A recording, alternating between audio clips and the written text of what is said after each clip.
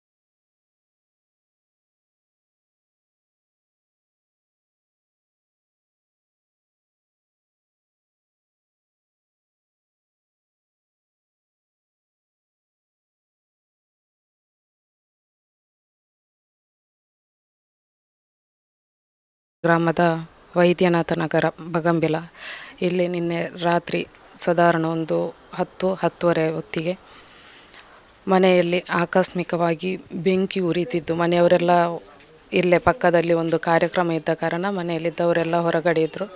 ನಾನು ಕೂಡ ಕಾರ್ಯಕ್ರಮದಲ್ಲಿ ನಾನು ಕೂಡ ಇದ್ದೆ. ಎಲ್ಲ ಒಟ್ಟಿಗೆ ಇದ್ದು ಮನೆಯವರು ಬಂದು ಬಾಗಿಲು ಓಪನ್ ಮಾಡುವಾಗ ಬೆಂಕಿ ಉರಿಯುತ್ತಿತ್ತು.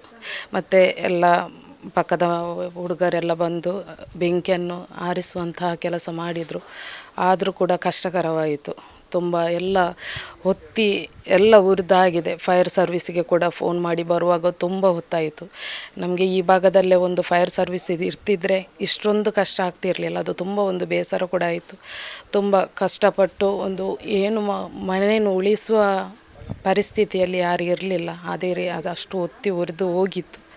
ಹಾಗೆ ಮುಂದಿನ ದಿನಗಳಲ್ಲಿ ತುಂಬ ಒಂದು ಹಕ್ಕು ಪತ್ರ ಸಿಕ್ಕಿದ ಮನೆ ಏನೂ ಇಲ್ಲ, ತುಂಬ ಬಡವರು.